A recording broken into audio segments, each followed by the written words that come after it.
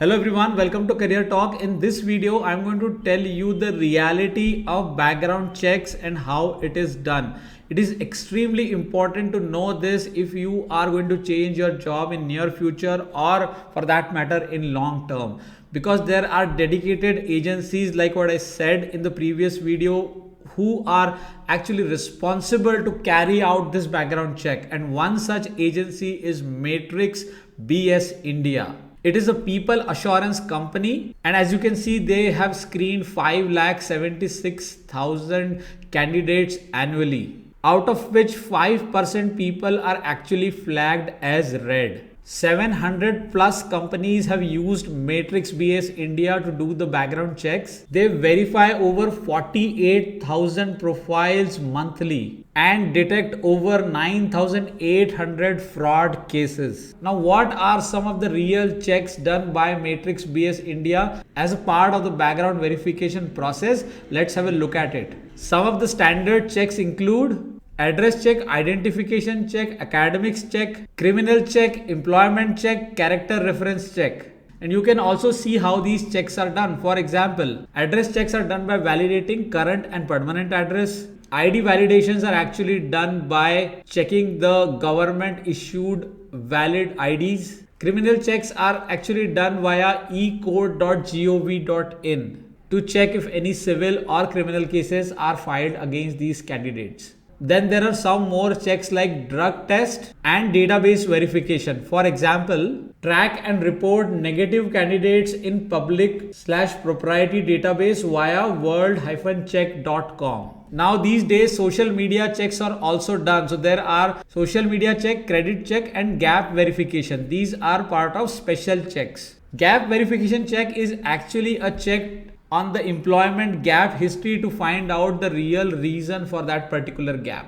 Now what happens is when we resign and join a new company, we actually share a reference number, which is your past manager's number or contact email ID with the HR of the new company or the recruiter of the new company. Now we don't know what exactly happens after we share this information. So let's say if I join a new company and I give my old company manager's name, email ID and phone number for reference check. So I have no idea of what these guys are going to do with this.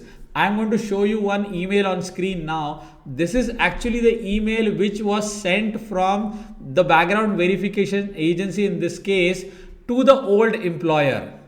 Not necessarily only to the manager that you have given, but also to the HR. So the email has gone from the background verification check agency on behalf of the new employer to the old employer. In the old employers, it is sent out to the HR and to the reference email ID which you have given. And these are the list of things which are actually cross-validated. So if you have mentioned anything wrong on your resume or while you were doing the HR conversations for this new job, so this is actually a process to validate that. So as you can see, they are asking to validate company name, address, employment period, designation, employee code, last drawn salary, supervisor name, duties and responsibilities handled, attitude and personal reputation of the candidate, performance at work, reason for leaving or any other relevant information, and eligibility for rehire. So these are some of the things which the background verification agency is asking from the old employer to confirm. Now let's assume if you have lied on your resume or if you have given some information which is not accurate, then there is a high chances that in this verification and validation process, it may come into light. Whether this is done for every employee or not is a question mark. I really don't know whether these background agencies do these kind of detailed verification for each employee, but they may absolutely do it for some employees. And the example that I've shown you is something which I got from my friend. It is actually a real email. So that is why it is extremely important to be very smart when you write things on your resume. Let's say if your designation is team leader in the current company, but when you want to apply for a job, you want to apply for a project manager role. So in your resume, you should actually write two things. One is role, one is designation. You should actually write the real designation or title in the current company as team lead, but you should write role as a project manager. These two can be always different.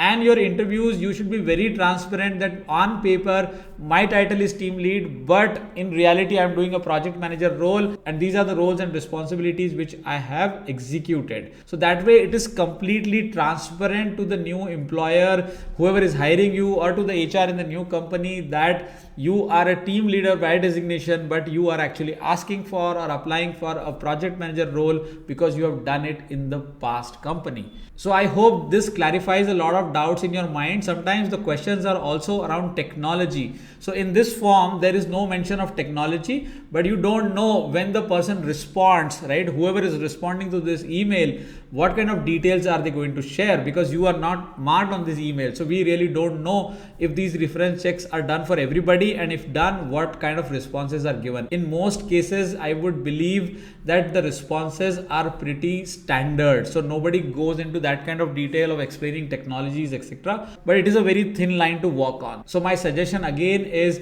try to be as honest as possible. If you want to write something which is futuristic, then play smart. You can always include certain freelancing projects or certain trainings which you have done outside your work to show that you have gained certain skills which were actually not needed in your job, but you have learned on your own.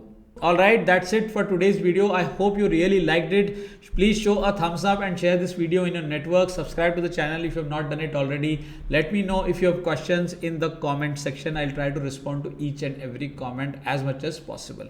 I'll see you in another video very soon. Till then, take care. Bye for now.